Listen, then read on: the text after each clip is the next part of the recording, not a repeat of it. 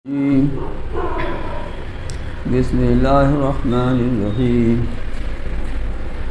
أفرأيت الذي تولى وأعطى قليلا وأكدى عنده علم الغيب فهو يرى أم لم ينبأ بما في صحف موسى وإبراهيم الذي وفى ألا تزر وازرة وزر أخرى وأن ليس للإنسان إلا ما سعى وأن سعيه سوف يراه ثم يجزاه جزاء الأوفى وأن إلى ربك المنتهى وأنه هو أضحك وأبكى وأنه هو أمات وأحيا وأنه خلق الزوجين الذكر والأنثى من نطفة إذا تمنى وأن عليه النشأة الأخرى وأنه هو أغنى وأقنى وأنه هو رب الشعرى وأنه أهلك عادا الأولى وثمود فما أبقى وقوم نوح من قبل إنهم كانوا هم أظلم وأطغى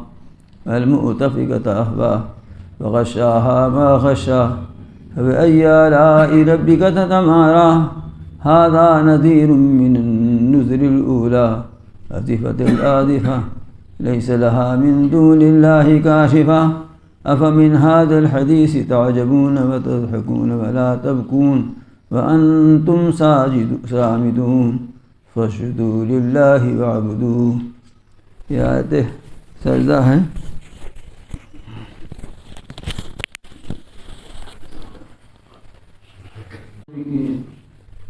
آخری آیات ہیں.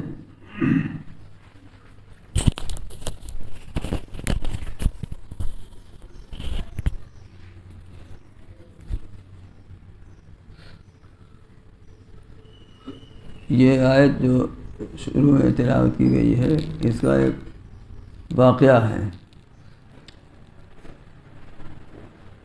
واقعہ یہ ہے کہ کافر نے مکے کے سرداروں میں سے، جس کے نام میں عام طور سے یہ روایت آتی ہے کہ یہ ولید بن مغیرہ تھا، یہ حضور اکرم صلی اللہ علیہ وسلم کی گفتگو سے، قرآن مجید کی آیات سے متاثر ہوا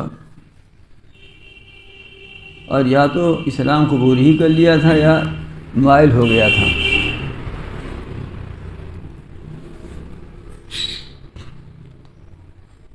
تو چونکہ ایک بڑا آدمی تھا، بااثر بھی تھا، تو کھلبلی مچی. تو اس کے ایک دوست نے یہ کہا کہ آخر تم اتنے سمجھدار آدمی ہو، یہ ایسا کیوں کر رہے ہو؟ تو اس نے کہا مجھے اللہ کے عذاب کا ڈر ہے، اس عذاب کے خوف کی وجہ سے میں نے یہ کیا ہے. تو ان کا ایسا ہے کہ کچھ تم ہمیں دے دو روپیہ پیسہ، تو تمہارا عذاب میں لے لوں گا. کہ تمہیں عذاب وہاں ملے وہ عذاب میں لے لوں گا اپنے سر. تو مان گیا وہ، ٹھیک ہے تم مذہب نہ بدلو، اسلام نہ لاؤ، تمہیں عذاب و خوف ہے تو کچھ ہمیں تم دے دو یہاں پر، تو ہم تمہارا عذاب وہاں لے لیں گے. باتیں ہو گئی اور اس نے کچھ اس کو دے بھی دیا.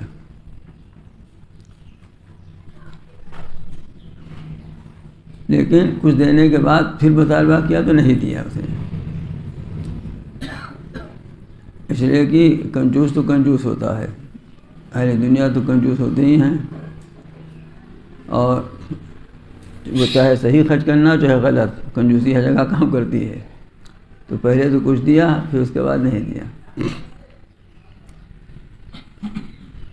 بہرحال یہ کہ اسلام لاتے لاتے وہ محروم ہو گیا اسلام کی دولت سے.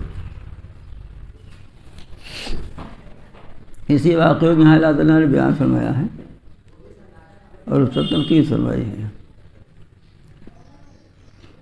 اس سے ایک بات یہ معلوم ہوئی کہ آدمی کے لیے بہت ضروری ہے کہ اپنا اٹھنا بیٹھنا، اپنے تعلقات ایسے لوگوں سے رکھے جو اس کو کم از کم درجہ یہ ہے کہ صحیح راستے سے بھٹکائیں نہ، غلط راستے کی طرف نہ لے جائیں، کم از کم درجہ یہ ہے، ورنہ ساتھ کا اثر ایسا ہی برا ہوتا ہے۔ چنانچہ حدیث شریف میں ہے کہ المرء علی دین خلیلہ فلینظر احدکم من یخاللہ، او کما قال صلی اللہ علیہ وسلم۔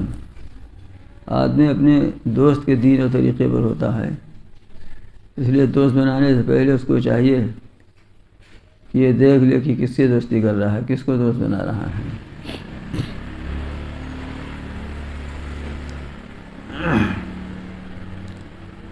اللہ تعالیٰ ارشاد فرماتے ہیں کہ کیا تم نے دیکھا اس شخص کو جس نے دین حق سے منہ موڑ لیا تھا،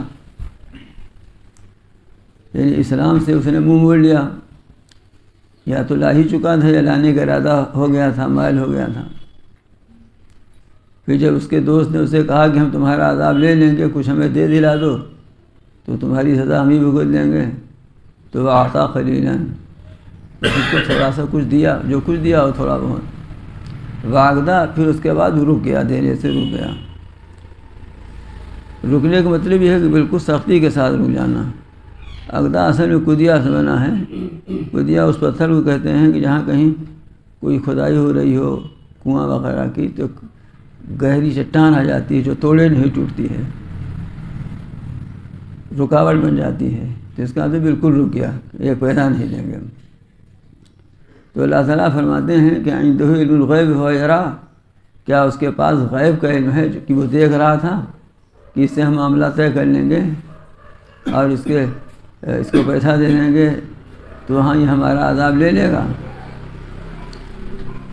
کیا وہاں یہ اختیار ہوگا کسی کو کہ کسی کی سزا اپنے سر لے لے اور کوئی اپنی سزا کسی کو دے دے؟ یہ تو غیب کی بات ہے کہ ایسے غیب کا علم ہے وہ کہ وہ یہ دیکھ رہا ہے اس بات کو، خوب سمجھ لیجئے۔ ایک صاحب تھے،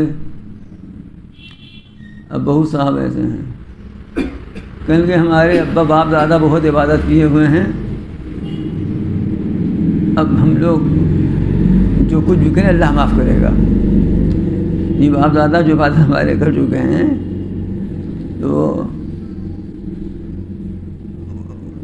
گمراہ پیرزادوں میں سے تھے، لیکن عام طور پر بھی یہی کہتا ہے اللہ معاف کرنے والا ہے، اللہ معاف کرنے والا ہے۔ اگر اللہ میاں کا خیال بھی آیا یا اللہ میاں کا خیال کسی نے دلایا اور بہت ڈھٹائی نہیں کی، اب آج کل تو اتنی ڈھٹائی ہو گئی ہے کہ یہ بھی کہنے والے کم رہ گئے ہیں، تو اگر بہت ڈھٹائی نہیں کی تو اللہ معاف کرنے والا ہے، یہ صحیح ہے۔ اللہ تعالیٰ غفور ہیں، رحیم ہیں، عفو ہیں، معاف کرنے والے ہیں، کیونکہ اللہ تعالیٰ سزا دینے والے بھی تو ہیں، قہار بھی تو ہیں، ذو الانتقام بدلہ لینے والے بھی تو ہیں، تو العقاب شدید سخت سزا دینے والے بھی تو ہیں۔ ایک ہی پہلو پر نظر کیوں ہے؟ دونوں باتیں تو ہیں نا۔ کیا تم نے دیکھ لیا ہے غیب میں جا کر کے کہ اللہ تعالیٰ تمہارے ساتھ یہی معاملہ کریں گے؟ ہاں، اللہ تعالیٰ تمہارے ساتھ یہی معاملہ کریں گے کہ تمہیں معافی کر دیں گے۔ بڑے بڑے اہل اللہ، بڑے بڑے اللہ والے اتنی عبادت عیادت مجاہدہ کرنے کے بعد تو صرف یہ کہتے تھے کہ برابر صحابہ چھوٹ جائے تو بھی ٹھیک ہے، جہنم میں نہ جائیں، بچ جائیں اس سے بچ، جنت ملے نہ ملے کہ جہنم سے بچ جائیں۔ ہاں، صدیق اکبر سے بڑھ کر کون ہو سکتا ہے کہ پیغمبروں کے بعد سب سے اعلیٰ درجہ سے بڑا درجہ انہیں کا ہے۔ وہ فرماتے تھے کاش میں گھاس ہوتا، جانور اس کو کھا جاتے، یعنی حساب کتاب سے بچ جاتے، گھاس کا حساب کتاب نہیں ہوگا نا۔ حضرت عمر فرماتے تھے کہ وہ چڑیا ہوتا، لوگ ذبح کر کے کھا جاتے، پکا کر کے، اس کا حساب کتاب نہیں ہوگا نا۔ تو کون ایسا جو کہ حساب اللہ معاف کرنے والا ہے؟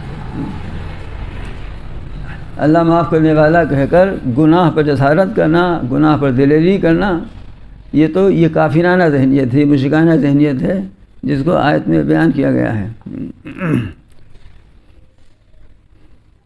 اللہ تعالیٰ نے تربیت کے لیے اور تطہیر قلب کے لیے، تزکیہ کے لیے جو موسم بنائے ہیں، مثلا ایک رمضان شریف کا موسم ہے، اس کو ابھی غلط استعمال ہو رہا ہے۔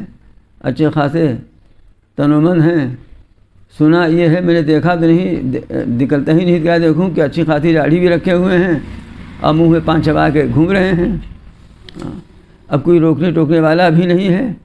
روکے ٹوکے آدمی جھگڑا سے ڈرتا ہے, لڑائی سے ڈرتا ہے, لیکن پھر بھی آدمی کو کچھ نہ کچھ کوشش کرنی چاہیے کسی نہ کسی ڈھنگ سے برائیوں کو روکنے کی. اپنے فساد سے, جھگڑے سے, فتنے سے بچتے ہوئے کچھ نہ کچھ تو آدمی کو کوشش کرنی چاہیے.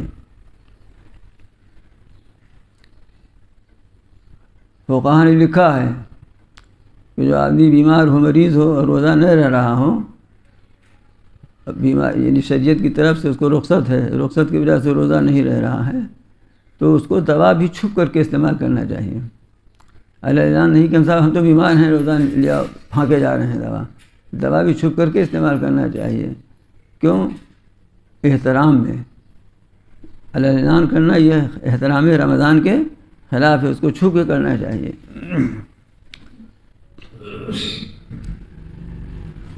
تو فرماتے ہیں کہ کیا اس کو غیب کا علم ہے؟ وہ دیکھ رہا ہے کہ وہاں اس کی سزا وہ لے لے گا, اس کا عذاب وہ لے لے گا. ام لم ینبأ بما فی صحف موسیٰ, کیا اس کو نہیں خبر دی گئی اس کی جو موسیٰ کے صحیفوں میں ہے؟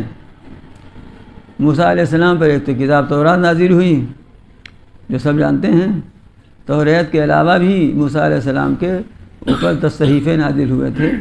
یہاں پر صحیفوں سے وہی مراد ہیں. کیا اس کو خبر نہیں ہے ان مضامین کی, ان تعلیمات کی, ان ہدایات کی, ان احکام کی, ان رہنما باتوں کی جو موسیٰ کے صحیفوں میں ہیں اور ابراہیم کے صحیفوں میں ہیں؟ ابراہیم علیہ السلام کے اوپر بھی صحیفے نازل ہوئے تھے. آگے 30ویں پارے میں سورہ اعلیٰ میں, سبح اسم ربک الاعلیٰ میں اس کا ذکر آئے گا انشاءاللہ, وہاں کچھ تفصیل بیان کی جائے گی.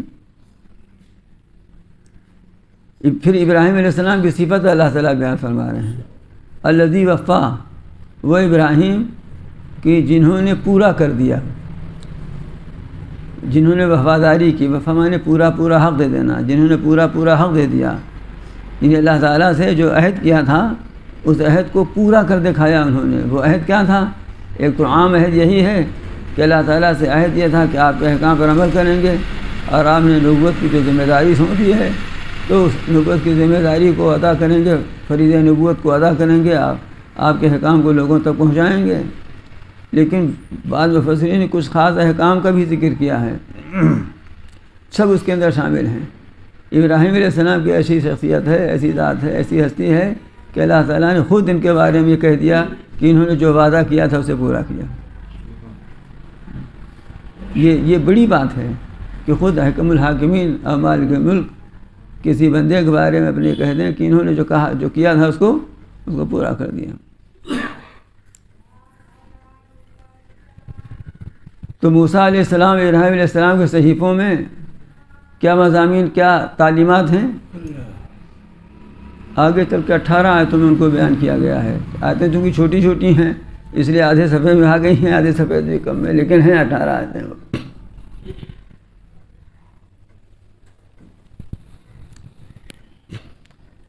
پہلی تعلیم تو یہ بتا رہے ہیں, یہ مضمون تھا اس میں کہ اللہ تزر وازرۃ وزر اخری, کہ کوئی دوسرے کے گناہ کا بوجھ نہ اٹھائے گا.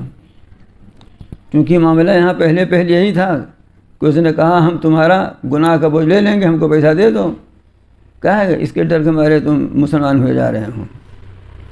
یہ مان گیا. تو اللہ تعالیٰ فرماتے ہیں یہ نہیں معلوم تھا کہ کوئی گناہ کا بوجھ اٹھانے والا دوسرے کے گناہ کا بوجھ نہیں اٹھائے گا. یہ اللہ تعالیٰ جس نے گناہ کیا ہے وہی اس کو بھگتے گا, دوسرے کو اس کی سزا نہیں دی جائے گی. اور دیکھیے حقیقت یہ ہے کہ دنیا والوں کے یہاں بھی یہی دستور ہے. اگر کوئی قاتل عدالت میں جا کر کہے, قاتل کا کوئی لڑکا ہے جوان, اس کا باپ کہے صاحب اس کو نہ پھانسی دی جائے, ہم کو دے دی جائے. ہاں, جب باپ کی جگہ بیٹا کہے صاحب اس کو نہ پھانسی دی جائے, ہم کو پھانسی دے دی جائے. یا چور کو سزا ملے چوری کی, دوسرا کہے کہ نہیں ہم اس کو چھوڑ دیجیے, ہم کو دے دیجیے. تو یہاں کی عدالتیں بھی تو نہیں مانتی ہیں اس کو. تو یہ تو ایک بالکل فہم عام اور کامن سینس کی بات ہے کہ گناہ کوئی کرے اور جھیلے کوئی, یہ تو نہیں ہوتا. اسکول میں بھی, کالج میں بھی جو لڑکا شرارت کرتا ہے گوشت مالی اسی کی ہوتی ہے. ایسا تو نہیں ہوتا کہ دوسرے کی ہو جائے کہ صاحب کمزور اس کو جانے دیجیے, ہم کو مار لیجیے, ہم پہلوان ہیں. تو اللہ تزیر و وازرۃ اخری پہلی چیز یہ بتا رہے ہیں کہ ان صحیفوں میں یہ ہے کہ کوئی جان دوسرے کے گناہ کا بوجھ نہیں اٹھائے گی. جس نے جو کیا ہے اسی کو اس کو بھگتنا پڑے گا. اور دوسری بات یہ لکھی ہوئی ہے صحیفوں میں کہ وَلَيْسَ لِلْإِنسَانِ إِلَّا مَا سَعَىٰ کہ نہیں ہے انسان کے لیے وہی جو اس نے کوشش کی. نہیں ہے انسان کے لیے وہی مگر جو اس نے کوشش کی. یعنی جو اپنی کمائی کی ہے اسے اپنی ہی کمائی ملے گی, دوسرے کی کمائی اس کو نہیں ملے گی. جو اپنی محنت کی ہے وہی ملے گی, دوسرے کی اس کو نہیں ملنی ہے. اب یہاں ایک مسئلہ ہے تو بہت تفصیل طلب, لیکن میں 1.5 سطر میں بیان کر دیتا ہوں.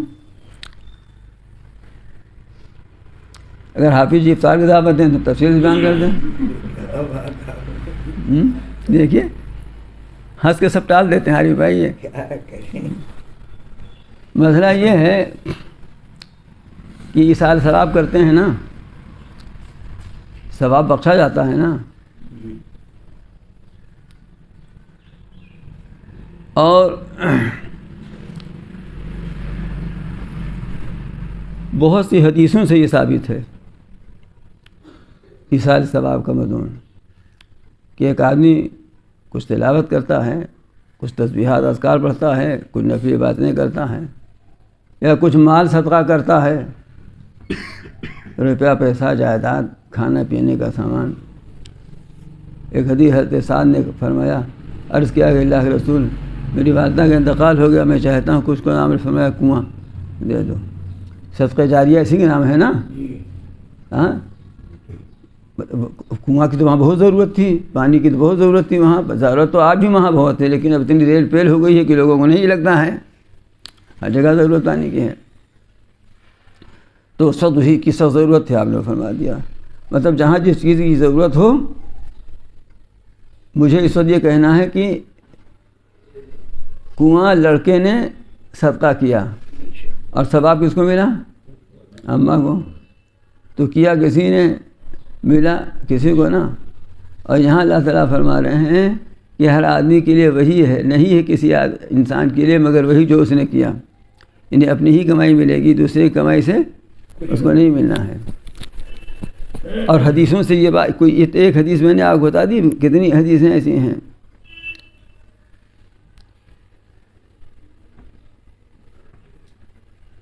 دیکھیے یہ ہے ابھی اس سے پہلے والی سورت نے بتایا تھا میں نے کہ معلوم ہوا باپ کو جنت میں بہت اونچا درجہ مل گیا. وہ کہیں گے اللہ میں ہم نے ایسا عمل تو کیا نہیں تھا, یہ کیسے مل گیا؟ تو اللہ تعالیٰ فرمائیں گے تمہارے لڑکے نے, تمہاری اولاد نے تمہاری دعا کی تھی, استغفار کیا تھا, اس کی وجہ سے تم کو مل گیا. تاخیر دوسرے کی صحیح, دوسرے کی کوشش کام آئی نا.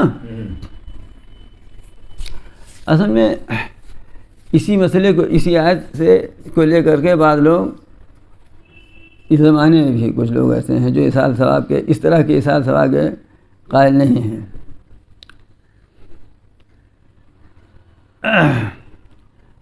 اب کچھ لوگ تو ایسے ہیں کہ بغیر ایصال ثواب کے ثواب پہنچاتے ہیں, اور اس کا نام ایصال ثواب نہیں رکھتے, اس کا کہتے ہیں فاتحہ. فاتحہ کا بھی اصل مطلب ایصال ثواب ہے. ایصال معنی پہنچانا, ثواب معنی ثواب, ایصال ثواب معنی ثواب پہنچانا. تو جو پوچھیے ابھی فاتحہ والوں سے کیا کر دوں گے, ثواب پہنچانا ہے. آدمی پہنچائے گا اس وقت جب کوئی رہے پاس میں, تب نا اسی کو تو پہنچائے گا نا. جب ثواب تم کو ملے گا تب پہنچاؤ گے نا, جب ثواب ملا ہی نہیں تو کیسے پہنچاؤ گے؟ اب پلاؤ سردا پکا کے خود ہی کھا جاتے ہیں, اور یا سیٹھ صاحب کو کھلاتے ہیں, تو کیا پلاؤ سردا پہنچتا ہے گا وہاں؟ ثواب تو تمہیں جب خود ہی کھا گئے تم, تو کیا ثواب ملے گا؟ بات سمجھ رہے ہیں نا. کہتے ہیں اتنا نکال کے الگ سے فاتحہ کرا دیتے ہیں اس کا ثواب, تو پھر ٹھیک ہے ہم مان لیتے ہیں, تو اتنے ہی کا فاتحہ ہوا نا, اتنے ہی کا ثواب پہنچا. یہ جھنڈورا کیوں ہے؟ یہ سب تو اس وقت ہے جب سر تسلیم کر لیا جائے. لیکن ایک بات اور آگے آ رہی ہے, اس کو وہیں بتاؤں گا.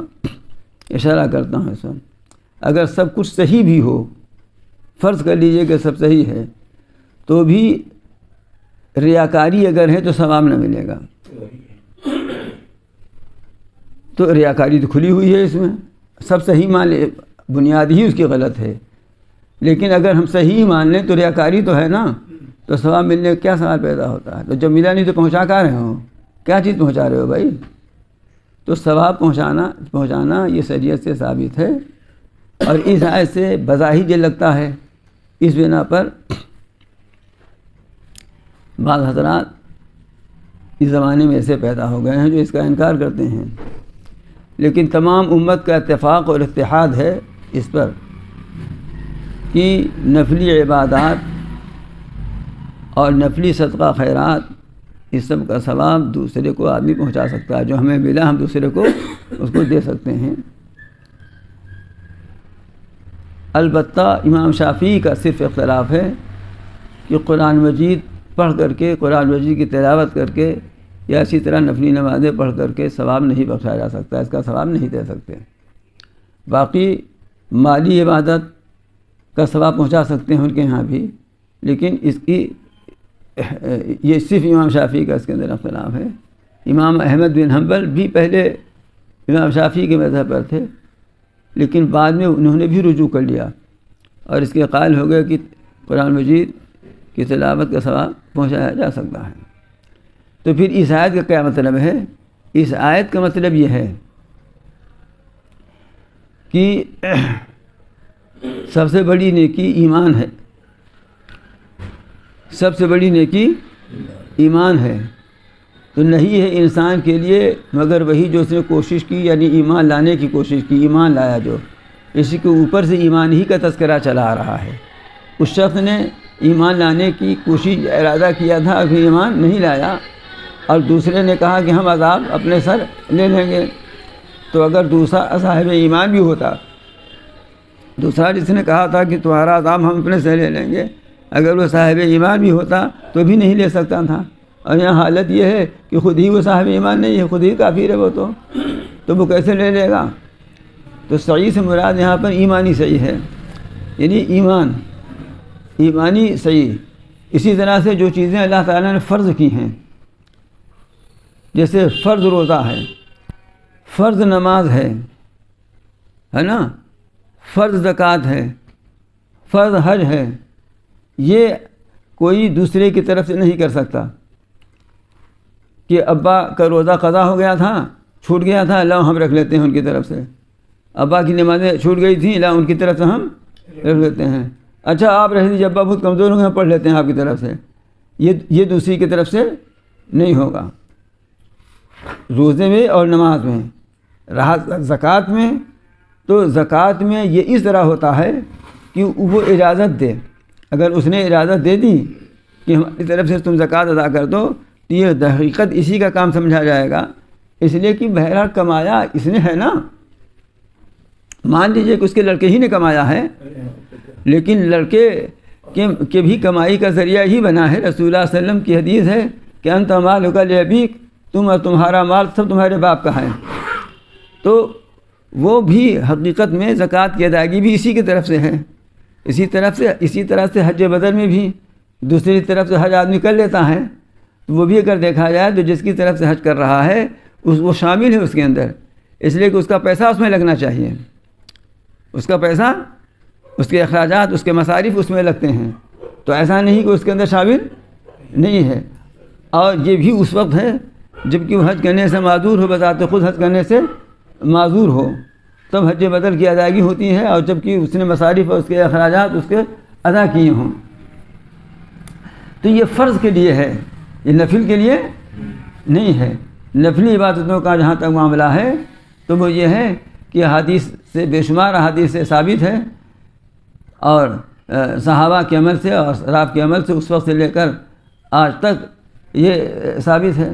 دیکھیے بعض حدیث میں آتا ہے، ہمیں حوالہ مجھے اس وقت یاد نہیں ہے اور پہلے ذہن میں تھا نہیں کہ دیکھ ہی لیتا، کہ اگر کوئی آدمی 11 دفعہ سورہ اخلاص قل هو اللہ احد پڑھ کر کے بخش دے، کسی قبرستان سے گزرے جا رہے ہیں، کہیں ہو گئے، بخش دیا اس کو، تو جتنا ثواب وہاں گڑے ہوئے مردوں کو ملے گا اتنا ہی ثواب اس پڑھنے والے کو ملے گا. ہاں تو معلوم ہے کہ اس نے پڑھا تو ملا ان کو ثواب نا. ہاں ایک روایت 12 دفعہ بھی ہے. ہاں اور ہمارے استاد رحمۃ اللہ علیہ فرماتے تھے کہ بھائی دیکھو جب کہیں سفر میں کسی قبرستان کے پاس سے گزر ہو تو کچھ پڑھ کے بخش دیا کرو، اس لیے کہ اس کے بڑے حاجت مند ہیں. یہ اس کے بڑے حاجت مند کیا ہے، کہیں سے گزرے کوئی قبرستان نظر آ گیا تو نہ 11 دفعہ سے ہی 3 ہی دفعہ پڑھ کے بخش دیا. اس وقت اس کے بہت حاجت مند ہوتے ہیں. ابھی آپ کے لیے پڑھنا آسان ہے، لیکن جس دن آنکھ بند ہو جائے گی تو ہمارے آپ کے لیے بھی یہ پڑھنے کا اختیار سلب ہو جائے گا، نہیں رہ جائے گا. وہاں پڑھے گا بھی تو ثواب نہیں وہاں، تو اس لیے کہ ثواب تو یہاں والے پر ہے نا. تو یہ فرما رہے ہیں کہ اللہ تعالی انسان علامہ، اور یہ بات بھی ان صحیفوں میں تھی کہ انسان کے لیے وہی ہے جو اس نے خود کوشش کی، یعنی ایمان لایا، خود ایمان لایا. دوسرے کا ایمان اس کو کام نہیں آئے گا. خود فرائض کی ادائیگی کی، دوسرا فرض اس کی طرف ادا کر دے تو نہیں ہوگا. لیکن زکوٰۃ حج کی مثال میں نے بتا دی کہ اگرچہ دوسرا ادا کرتا ہے لیکن چونکہ اس کی اجازت ہوتی ہے اور اس کی رقم بھی اس میں شامل ہوتی ہے، اس لیے اس کا شامل ہونا اس میں پایا جاتا ہے. آگے جو بات میں کہہ رہا تھا، جب ہی میں نے بتایا کہ سب کچھ ہے لیکن ریاکاری تو ہے، فرماتے ہیں وَأَنَّ سَعْيَهُ سَوْفَ يُرَىٰ، اور یہ بھی ان صحیفوں میں لکھا ہوا ہے کہ اس کی کوشش دیکھی جائے گی.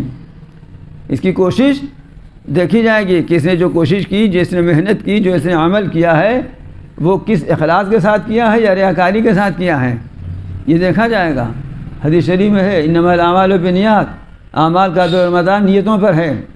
تو یہ دیکھا نہیں جائے گا کہ 5 دیکھ چڑھوائے تھے، یہ تو ریاکاری کے لیے چڑھوائے تھے، ناموری کے لیے کروائے تھے کسے.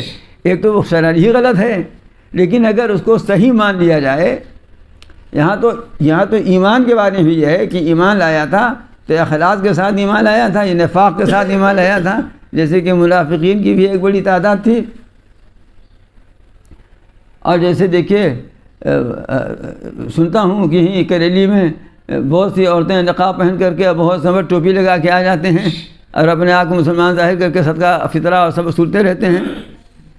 تو وہ ہے تو نہیں مسلمان، وہ ہے تو صاحب ایمان نہیں وہ، لیکن وہ چند پیسہ وصولنے کے لیے اسلام ظاہر کر رہا ہے، مسلمان ہونا ظاہر کر رہا ہے. تو اسی طرح سے اگر کوئی کرے جیسا کہ رسول اللہ صلی اللہ علیہ وسلم کے زمانے میں منافقین کی خاصی تعداد موجود تھی، تو فرماتے ہیں وَالنَّسَعْيَهُ سَوْفَ يُرَىٰ، وہ عنقریب دیکھی جائے گی آخرت میں. ثُمَّ يُجْزَاهُ الْجَزَاءَ الْأَوْفَىٰ، پھر اس کو پورا بدلہ دیا جائے گا. یہ بھی صحیفوں میں لکھا ہوا ہے کہ اس کو پورا بدلہ دیا جائے گا، اس میں کوئی کمی بیشی نہیں ہوگی. اچھا بدلہ اچھا کام کیا ہے تو، اب برا بدلہ برا کام کیا ہے تو. وَأَنَّ إِلَىٰ رَبِّكَ الْمُنتَهَىٰ، اور یہ بھی کہ تمہارے رب ہی کے پاس سب کو پہنچنا ہے. یہ بھی مضمون لکھا ہوا ہے کہ تمہارے سب کی انتہا جا کر کے وہیں ہوگی، رب ہی کے پاس پہنچنا ہے.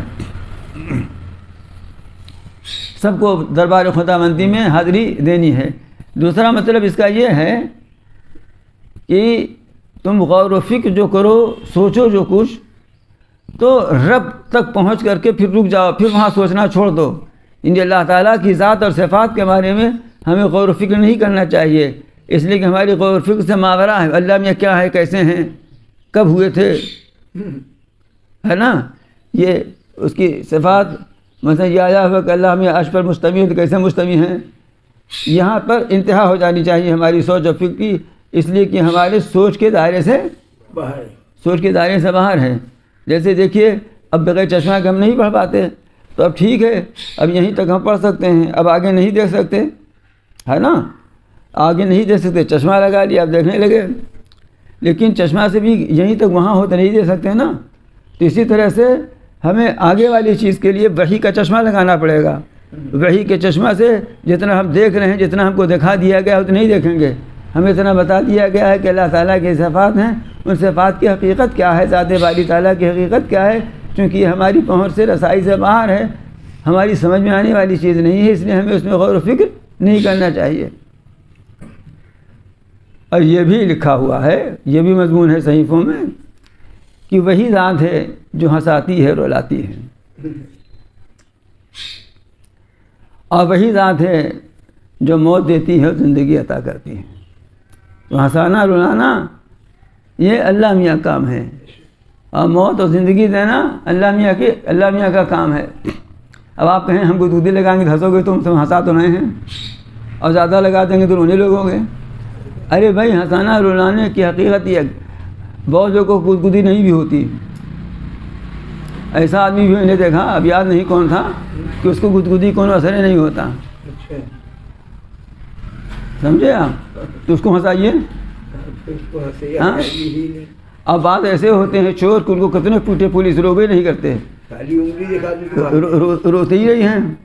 تو معلوم ہوا کہ یہ جو ظاہری ہنسانا رلانا ہے وہ بھی اللہ ہی کے اختیار میں ہے، ورنہ مراد تو حقیقت یہ ہے کہ ہنسنے کے حالات پیدا کرنا، رونے کے حالات پیدا کرنا، یہ خوشحالی و بدحالی، یہ سب اللہ تعالیٰ کے اختیار میں ہے. وَأَنَّهُ خَلَقَ الزَّوْجَيْنِ الذَّكَرَ وَالْأُنثَىٰ مِن نُطْفَةٍ إِذَا تُمْنَىٰ. اور یہ کہ وہی ذات ہے جس نے دو جوڑے پیدا کیے نر اور مادہ نطفے سے، جبکہ وہ ٹپکایا جاتا ہے ایک ہی نطفہ ہے نا، اسی سے کبھی لڑکا ہو جاتا ہے کبھی لڑکی ہو جاتی ہے. واہ واہ، دیکھا آپ نے؟ ہاں جی، نطفہ تو ایک ہی ہے. وہی روٹی، وہی دال، وہی چاول، وہی آلو، وہی گوبھی، اور کہیے تو نہاری بھی کہہ دوں، ہے نا، وہی نہاری، وہی قیمہ، وہی پکوڑی. ہاں، اسی سے خون بنا، اسی سے نطفہ بنا، اور اسی سے کبھی لڑکا پیدا ہوتا ہے کبھی لڑکی پیدا ہو جاتی. کر لے کوئی دکھاوے تو کہتے ہیں یہ وہی اسی ذات ہے، تو وہ یہ کرتا ہے. تو جب یہ کرتا ہے تو سنو، وَأَنَّ عَلَيْهِ النَّشْأَةَ الْأُخْرَىٰ، اور یہ بھی لکھا ہے صحیفوں میں کہ اسی کے ذمے ہے دوبارہ پیدا کرنا. جو اس طرح سے نطفے سے، معمولی نطفے سے ایسی مخلوق پیدا کر دیتا ہے کہ کبھی لڑکا ہو گیا کبھی لڑکی، پھر وہ کیسے ایسے ایسے ذہین، انہیں میں ایسے ایسے عالم، ایسے فاضل، ایسے عقلمند، ایسے دانشور، ایسے سائنٹسٹ، ایسے مفسر، ایسے محدث اسی سے پیدا ہو گئے. اور کوئی اسی سے پیدا ہوا تو نہایت بوڑھا پاگل دیوانہ، کیا قدرت ہے اس کی، کیا شان ہے اس کی. تو اسی کے ذمہ ہے دوبارہ زندہ کر دینا، دوبارہ اٹھانا. یعنی جیسے کسی کے ذمہ کوئی چیز ہو ضرور کرے گا، ویسے اللہ تعالیٰ یہ ضرور کریں گے کہ تمہیں دوبارہ بھی پیدا کریں گے، تمہیں دوبارہ بھی پیدا کریں گے. تو تم کس بھول میں مبتلا ہو، تم کس بھول میں مبتلا ہو کہ دوبارہ زندگی نہیں ہوگی اور حساب کتاب نہیں ہوگا. وَأَنَّهُ هُوَ أَغْنَىٰ وَأَقْنَىٰ، اور یہ بھی ان صحیفوں میں ہے کہ اسی نے مالدار کیا اور اسی نے اتنا سرمایہ دیا کہ خرچ کرنے کے بعد باقی بھی رہ گیا، یا یہ کہ اس کو باقی بھی رکھا. ایک یہ تھا کہ مالدار ہوا، مال دیا اور فوراً ختم بھی ہو گیا. ایک یہ کہ نہیں، باقی بھی بچا، باقی بھی رکھا، محفوظ بھی رہا، ضائع نہیں ہوا اور برباد نہیں ہوا. یہ سب اللہ تعالیٰ ہی کرتے ہیں. چنانچہ آج آپ دیکھیے بعض لوگ نہایت محنت کرتے ہیں، صبح سے شام تک پسینہ بہاتے ہیں بیچارے، پھر بھی پیٹ بھر کا کھانا نہیں پاتے. اور بعض ایسے ہیں کہ گدے میں بیٹھے ہیں اور شام کو ان کے ہاں لاکھوں کروڑوں کمیشن آ جاتا ہے. وہ جائز ناجائز اس سے بحث نہیں ہے، آ تو جاتا ہے. اور بھی بعض ایسے ہیں کہ ان کے پاس آتا تو خوب ہے لیکن رہتا نہیں ہے. ابھی شام کو آیا تھا 1 لاکھ روپیہ، اور معلوم ہوا رات میں ایسا پیٹ میں درد ہوا کہ ڈاکٹر کے یہاں گئے، اس نے 1.5 لاکھ لے لیا، 50 لاکھ جو تجوری میں تو چلا گیا. نہیں، وہ 1 لاکھ بچا رہ گیا. تو کس نے بچا رہنے دیا؟ اس نے جس نے تمہارے پیٹ میں درد نہیں پیدا ہونے دیا، تبھی بچا رہ گیا نا. اور نہیں ایک درد میں سب ایٹھن نکل جاتی. تو انہ اغنیٰ وأقنیٰ، وہی ہے ذات جس نے تمہیں مال دیا اور اس کو باقی رکھا، اس کو سرمایہ بنا دیا. ایک ستارہ ہے شعرا اس کا نام ہے عربی میں، جو سورج سے بڑا ہے اور سورج سے زیادہ اس میں روشنی ہے، لیکن اتنی بلندی پر ہے کہ اس بلندی پر ہونے کی وجہ سے اس کی روشنی یہاں بہت مدھم آتی ہے. عرب کے بعد لوگ اس کی پرستش کرتے تھے، اس کی پوجا کرتے تھے، اور اس کو بہت طاقت، یہ تو دیکھیے مشرکین کا حال تو یہی ہے کہ جس کو سمجھیں کہ ہم کو کچھ نقصان پہنچا سکتا ہے اس کی پوجا کرنے لگتے ہیں۔ تو اللہ تعالیٰ فرما رہے ہیں کہ مانو ہوا رب الشعرا، شعرا ستارہ جس کی تم پوجا کرتے ہو وہی اس شعرا کا بھی رب ہے، وہی تم جس کی پوجا کرتے ہو وہ تمہاری کچھ حفاظت نہ کر سکے گا، تمہیں کچھ نہ بچا سکے گا، تمہاری کچھ مدد نہیں کر سکے گا۔ وہ اللہ جس نے یہ کیا ہے وہی شعرا ستارے کا بھی رب مالک ہے۔ اور سنو وَأَنَّهُ أَهْلَكَ عَادًا الْأُولَىٰ، وہی ذات ہے جس نے عاد اولا کو ہلاک کر دیا۔ قوم عاد جس کی طرف حضرت ہود علیہ السلام بنا کر بھیجے گئے تھے، اصل میں اس میں دو طبقے تھے، ایک عاد اولا پہلا عاد قدیم پرانا، ایک عاد اخرى بعد دوسرا، یہ بعد میں پیدا ہوئے۔ بعض لوگ کہتے ہیں سمود یہی ہے۔ تو بہت طاقتور لوگ تھے اور ان کی جسمانی طاقت کی کوئی انتہا نہیں تھی، پیچھے تفسیر گزر چکی ہے، میں یہاں دہراؤں گا نہیں۔ تو فرماتے ہیں قوم عاد کے کھنڈرات تو تم دیکھتے ہو، اس لیے کہ جب تم اپنا سفر کرتے ہو ملک شام کا، ملک یمن کا، یہ سب کھنڈرات راستے میں پڑتے ہیں، تو ان کو کس نے ہلاک کیا؟ ان کو ہلاک برباد اسی خدا نے کیا، اسی اللہ نے کیا۔ وَثَمُودَ، اور قوم سمود کو بھی اسی نے ہلاک کیا۔ فما ابقا، پس ان کو باقی نہیں رکھا، انہیں اس طرح ہلاک برباد کر دیا، ایسا ستیہ ناش کر دیا کہ جڑ سے وہ ختم ہو گئے، ان کا وجود باقی نہیں رہ گیا۔ اور ان سے پہلے قوم نوح کو بھی، وقوم نوح من قبل، اور عاد اولا سمود سے پہلے قوم نوح کو بھی اسی نے ہلاک کیا۔ حضرت نوح علیہ السلام کی قوم کے بعد سب سے پہلے یہ قوم عاد ہی کے اوپر عذاب آیا ہے۔ کیوں ہلاک کیا اللہ نے؟ کہتے ہیں انہم کانوا ہم اطغا، یہ سب بہت بڑے ظالم اور بہت سرکش تھے، بہت بڑے ظالم اور بہت سرکش تھے۔ تو اللہ تعالیٰ نے پہلے انہیں مہلت دی، انہیں ڈھیل دی، ان کی طرف پیغمبر بھیجے جنہوں نے ان کو ہدایت کی اور صحیح راستہ دکھایا۔ جب نہیں مانے تو ہلاک کر دیا۔ والمؤتفقۃ اہوا، اور پلٹی ہوئی بستیوں کو بھی اس نے ہلاک کیا، پلٹی ہوئی بستیوں کو بھی اس نے غارت کر دیا، تباہ کر دیا، ہلاک کر دیا۔ یہ پلٹی ہوئی بستیاں قوم لوط کی ہیں، حضرت لوط علیہ السلام کی قوم کی بستی کو جو کئی بڑے آبادیوں پر مشتمل تھی، اللہ تعالیٰ نے حکم دیا، جبریل علیہ السلام نے صرف اکیلے جبریل علیہ السلام نے اپنا ایک پر نیچے لے جا کر کے اور پوری بستی کو اٹھا لیا۔ آج تو اگر 6 گلاس میں شربت بھر کے کہا جائے کہ حافظ اٹھاؤ تو حافظ نہ اٹھا پائیں گے، اس کے لیے کوئی پہلوان بلانا پڑے گا۔ انہوں نے اپنے ایک پر سے اٹھا لیا اور اوپر لے کے چلے گئے۔ پھر کیا ہوا؟ فقط شاہ باغ شاہ، پھر ڈھانپ لیا اس کو، جس چیز سے ڈھانپ لیا۔ پھر اس کو جب پلٹا تو اوپر سے پتھروں کی بارش ہوئی، ڈھانپ لیا یعنی پتھروں کی بارش ہوئی اس کے اوپر، ایسی لوگوں کو۔ تو یہ سب جو واقعات اور یہ جو ہدایات ان صحیفوں میں آئی ہوئی ہیں، یہ در حقیقت اللہ تعالیٰ کی طرف سے نعمتیں ہیں۔ جب ہدایات دی جائیں، اچھی رہنمائی دی جائے، اور پھر ان پر نہ چلنے کے نتیجے میں جو عذاب برے انجام آئے ہیں اس کو بھی بتا دیا جائے، تو یہ بھی اللہ تعالیٰ کی طرف سے ایک نعمت، ایک احسان ہے۔ اس لیے آگے فرماتے ہیں کہ فَبِأَيِّ آلَاءِ رَبِّكَ تَتَمَارَىٰ، یہ بتاؤ کہ تم اپنے رب کی کن کن نعمتوں میں جھگڑو گے یا شک کرو گے، دونوں ترجمہ ہو سکتا ہے۔ یہ نعمتیں ہیں اللہ تعالیٰ کی، اس میں تمہیں شک ہے یا اس میں تم جھگڑ رہے ہو، بحث کر رہے ہو۔ ھذا نذیر من نذر الاولیٰ، جیسے پہلے بہت ڈر سنانے والے آئے تھے، اسی طرح سے یہ محمد رسول اللہ صلی اللہ علیہ وسلم بھی یہ بھی ڈر سنانے والے ہیں، تمہیں آگاہ کرنے کے لیے آئے ہوئے ہیں۔ ان آگاہ کرنے والوں نے آگاہ کیا، اور جب ان کی امتوں نے نہیں تسلیم کیا تو ان کا انجام تمہیں بتا دیا گیا۔ یہ بھی تمہیں آگاہ کرنے آئے ہیں، اگر تم ان کی آگاہی پر عمل درآمد نہ کرو گے اور اس سے فائدہ نہ اٹھاؤ گے تو سنو، ازفت الازفہ، وہ قریب آنے والی چیز آ رہی ہے، قریب آنے والی چیز قریب آ گئی ہے۔ ایک جگہ فرمایا ان الساعۃ لآتیۃ، قریب وہ بے شک قیامت آنے والی، جو چیز آ رہی ہے اس کے آنے میں کچھ دیر نہیں ہے۔ پہلے گاڑی وڑی تو چلتی نہیں تھی، تو ہم لوگوں کو جب الہ آباد شہر آنا ہو سید آباد سے تو وہی ٹرین کا ایک سہارا تھا، ادھر بنارس کی طرف سے ریل آتی تھی، اور وہ بھی دھواں والی ہے نا، یہ تو اب بغیر دھواں کی چلی ہے. تو ہم لوگ جا کے سید آباد ریلوے اسٹیشن میں بیٹھ جائیں. اب معلوم ہوا 8:30 بجے ٹرین کا وقت ہے، 10:30 بج کے آ ہی نہیں رہی ہے، بیٹھے وہیں سوکھ رہے ہیں.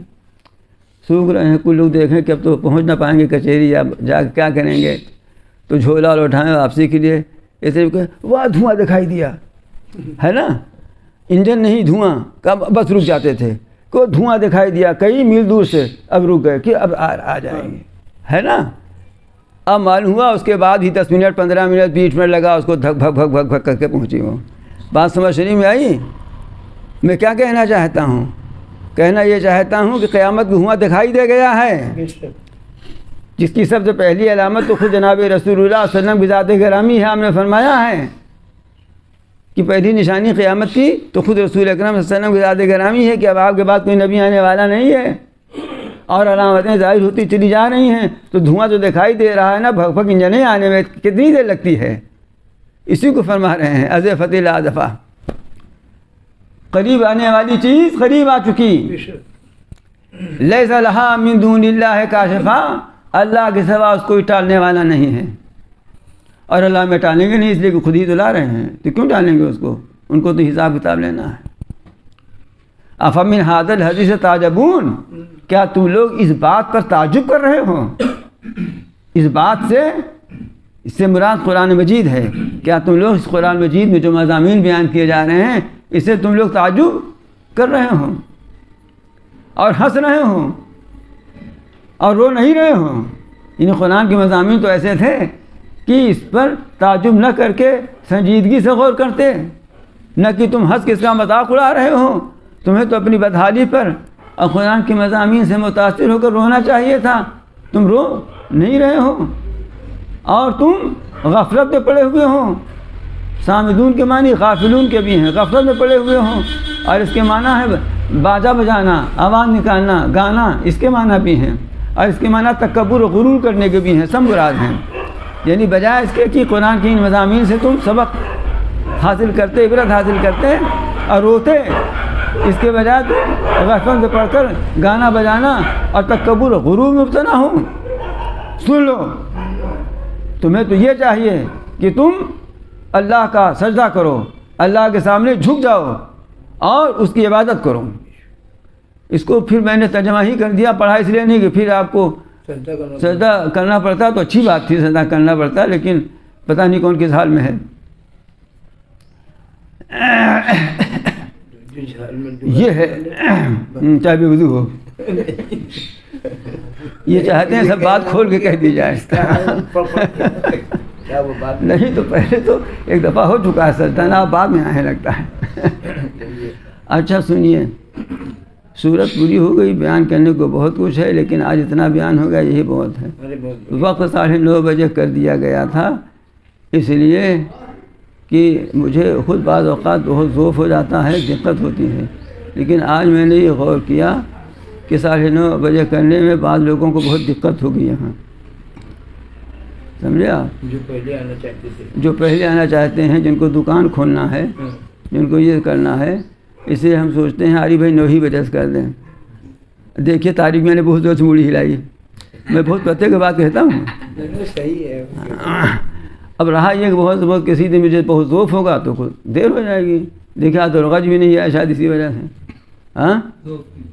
ہاں تو اب کسی دن کچھ ہوگا تو دیکھا پہلے بھی ہو جاتا تھا، آ جائیں گے. اب تو دن بدن وہ شہری کے وقت گھٹ ہی رہا ہے نا، پہلے ہی ہو رہا ہے، تو ہی پرانا وقت 9 بجے رکھا جاتا ہے. جو لوگ نہیں آئے ہیں بتا دیجیے گا ان کو، جو آنا چاہیں آئیں. اب آئیے دعا کر لیں کہ اللہ تعالیٰ اپنے اس کلام پاک کی برکت سے، اپنے اس ماہ مبارک کی برکت سے ہم لوگوں کو ظلم سے نجات عطا فرما دیں، ہماری بدعمالیوں کی نحوست کو دور فرما دیں. اور اس موقع پر ایسے حالات آ رہے ہیں کہ اللہ تعالیٰ دنیا میں جہاں بھی اہل ایمان پہ ظلم ہو رہا ہے، جہاں بھی خاص طور سے اہل فلسطین کہ وہاں ظلم و ستم کے پہاڑ ٹوٹ رہے ہیں. اور جس جگہ بھی جہاں بھی انفرادی، اجتماعی، قومی، ملی طور پر اللہ تعالیٰ یا تو ظالموں کو ہدایت عطا فرما دیں یا ان کا ہاتھ پکڑ لیں اور ان کو نیست و نابود فرما دیں، اور ہم سب کو گناہوں کی نحوست سے محفوظ فرمائیں، اور ہمیں برائی کے راستے سے ہٹا کر نیک راستے پر چلنے کی توفیق عطا فرمائیں۔ اس ماہ مبارک کی قدر کرنے کی، اس کے لمحے لمحے کی، اس کے دن کی، اس کے رات کی، اس کے تمام اوقات کی قدر کرنے کی توفیق عطا فرمائیں۔ اس کی ناقدری کے گناہ سے اور اس کی محرومیوں سے اللہ تعالی ہماری حفاظت فرمائیں۔ ربنا آتنا فی الدنیا حسنۃ وفی الآخرۃ حسنۃ وقنا عذاب النار۔ ربنا اننا آمنا فاغفر لنا ذنوبنا وقنا عذاب النار۔ اللهم انا نسألك العفو والعافية في الدنيا والآخرة۔ اللهم انا نسألك العفو والعافية في ديننا ودنيانا وأهلنا ومالنا۔ اللهم استر عوراتنا وآمن روعاتنا۔ اللهم انا نجعلك في نحورهم ونعوذ بك من شرورهم۔ اللهم انا نجعلك في نحورهم ونعوذ بك من شرورهم۔ اللهم انا نجعلك في نحورهم ونعوذ بك من شرورهم۔ اللهم لا تسلط علينا من لا يرحمنا۔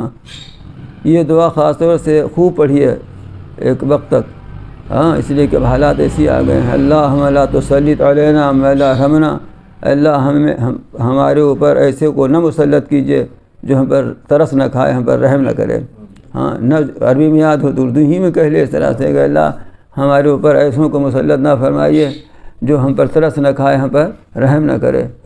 اللہ ظالموں کے مقابلے میں خود آپ کو کر دیتے ہیں، آپ ہی سے نپٹ لیجیے۔ اللہم لا تسلط علینا من رحمنا۔ اللہم عذب الکفرہ والق فی قلوب الرعب وخالی بین کلمتہم وانزل علیہم رجزک وعذابک۔ اللہم لا تدع لنا ذنبا الا غفرتہ ولا ہما الا فرجتہ ولا دینا الا قضیتہ ولا حاجة من حوائج الدنیا والآخرة الا قضیتہا یا ارحم